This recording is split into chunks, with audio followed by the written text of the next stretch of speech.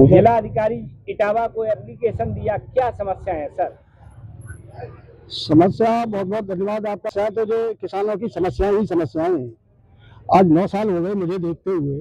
किसानों की हर फसल जो है जो चाह रहे हैं उतना जो उत्पादन नहीं मिल रहा है। 9 साल से मैं देख रहा हूँ।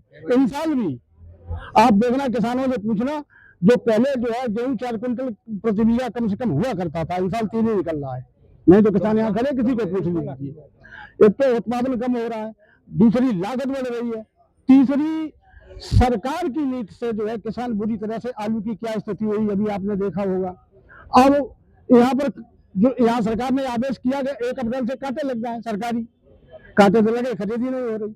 खरीद इसलिए नहीं हो रही कि वहाँ पूछो, जैसे सोसाइटी में कांटे लगे, सचिवों को पूछो कि बारदाना ही नहीं, बारदाना का हवाला दे रहे हैं। बारदाना का हवाला दे रहे हैं। और मुझे जो पता चला है वो ये है कि बाहर से आड़तियों का वो ले लेते हैं, तब बारदाना कहाँ से आ जाता है ये तो मुझे नहीं मालूम।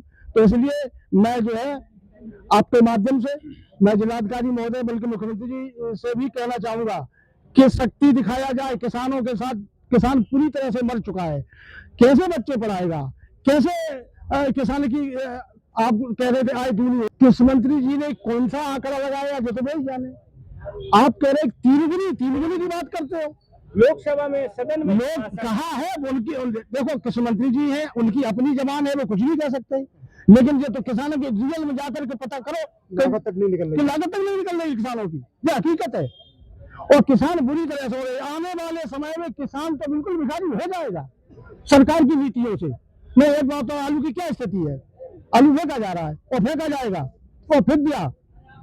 200 रुपए जो का ना, 250 रुपए 300 रुपए क्विंटल आलू बिका है। क्या स्थिति है, आलू की लागत भी नहीं निकली लोगों की। एक साल माफ किया। अरे भाई, मैं तो ये कई एक बार मैंने कहा है और फिर कह रहे हैं कि किसान चाहती है, सरकार चाहती कहाँ का किसान खुशहाल रहे।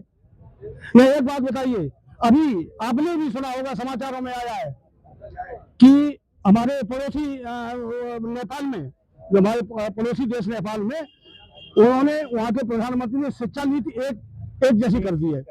एक देश एक शिक्षा नीति।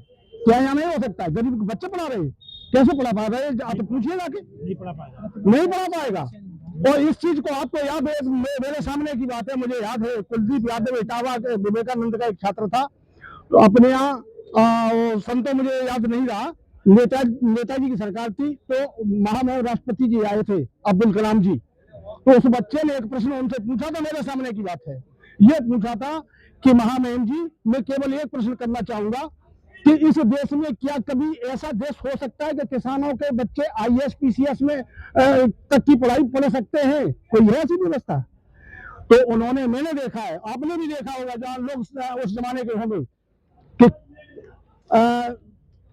हमारे राष्ट्रपति जी ने तमाम कार्यक्रमों में ये जिक्र किया कि उस बच्चे का हमने आज तक जो है सवाल नहीं किया। कड़वा है हमारा, जो हम कहेंगे आपसे, ये सरकार ही पूंजीपतियों की है, उन्हें किसानों से कोई लेना देना नहीं है। और बल्कि उनकी ये नीति है कि किसान मजदूर जितना गरीब रहेगा, जो ये खाने को मोहताज हो जाएगा, तभी तो हमें वोट देगा, तब ये चाहेगा कि हमको खाना कैसे आए। सरकार से कहें कि साहब हमें खाना चाहिए, मुझे बिल्कुल मिलेगी, ये होने वाला समय है।